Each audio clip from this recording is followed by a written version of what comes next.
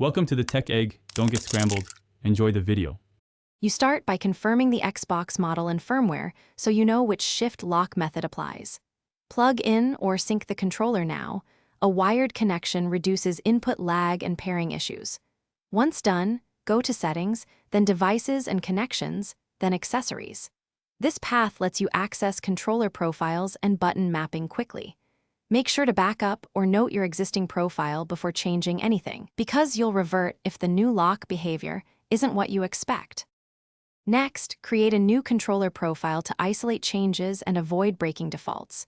You'll select Configure, choose a new profile name, and then remap the stick click or a rarely used button to act as the shift lock trigger. The reason?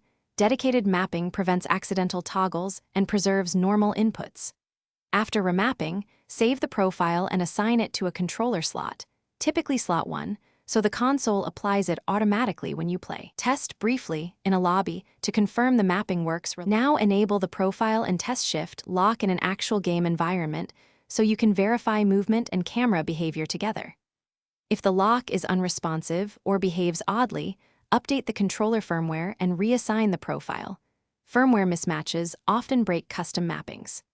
If problems persist, reset the mapping to default and recreate the profile, or perform a controller factory reset as a last resort. One key troubleshooting tip: test with another controller to determine whether the issue is.